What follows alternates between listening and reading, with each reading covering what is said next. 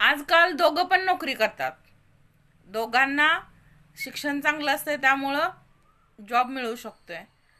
मग मला काय म्हणायचं आहे, त्याच्या आईवडिलांच्या प्रॉपर्टीची अपेक्षा न करता मुलींनी लग्न केल्यानंतर ठीक आहे ना, तुम्ही राहा, वेगळं राहा, गाडी घ्या, बंगला घ्या, काही घ्या, दोघं कमवा आणि खा. पण सासू सासऱ्यांच्या जे काय प्रॉपर्टी आहे, त्यांनी कमवलेलं जे काय आहे त्या आहेत तोपर्यंत त्यांना सुखानं जगू द्या. त्यांच्या कुठल्याच गोष्टीत अजिबात अपेक्षा करू नका. कारण कसं आहे, तुम्हाला त्या आहेत, तुम्हाला मिळतंय.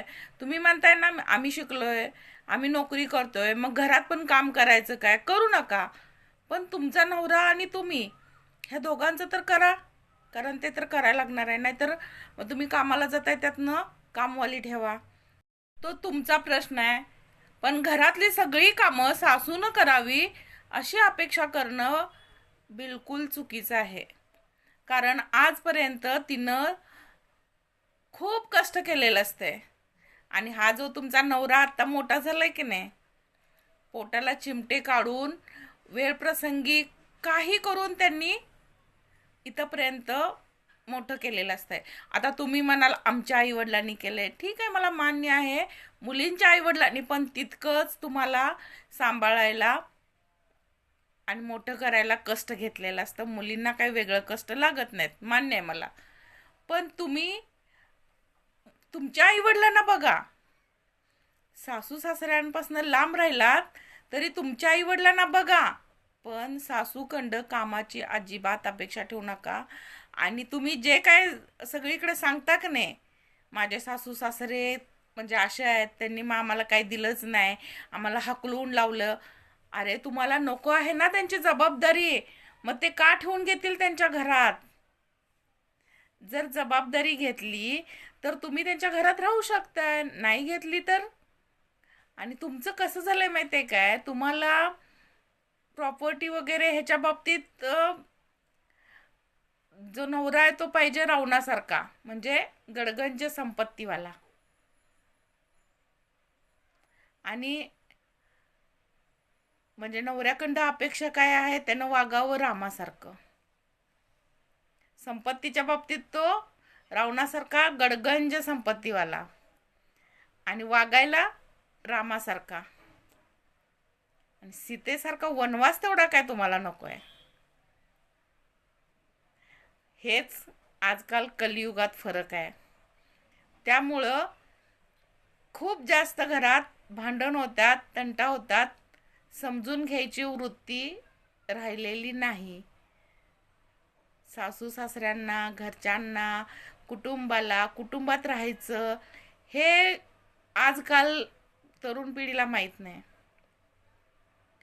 कारण मी कुणाला एका ह्याला सांगत नाही की जे वागतात त्यांनी बाकीच्यांनी आपल्या अंगावर ओढून घेऊ नका. जे खरोखर अशा आहेत, आणि आहेत, खूप जण आहेत,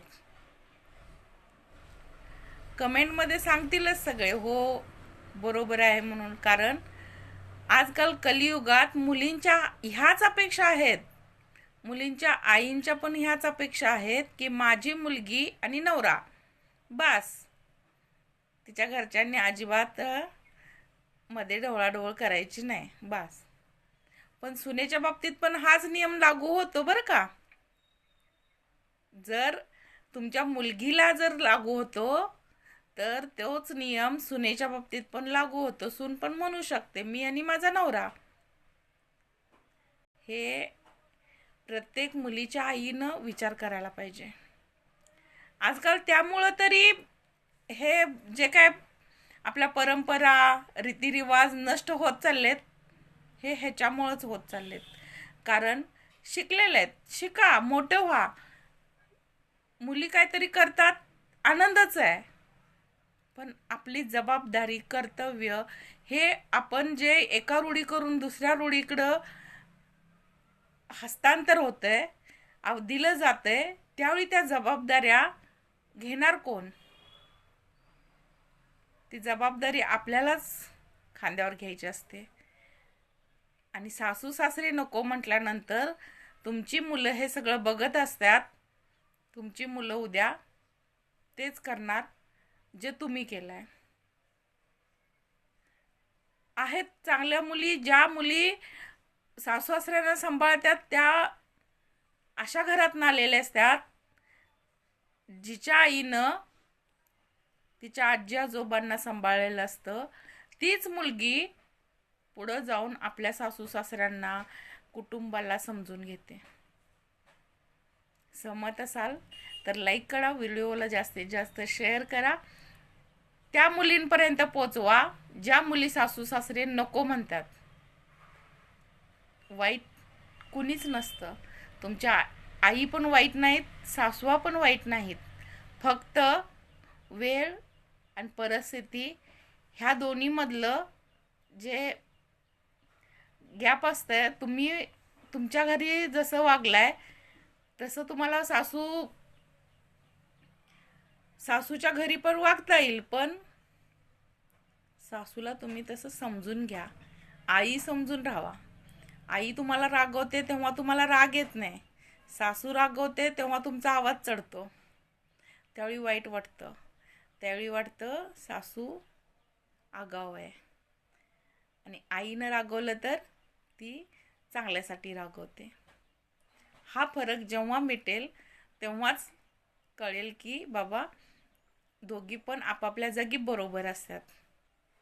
कारण सासूला पण आपल्या सुनेने सगळ्यात बेस्ट व्हावं असंच वाटत असते.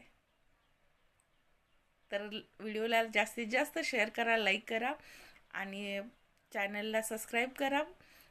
फेसबुकला बघत असाल तर फॉलो करायला विसरू नका.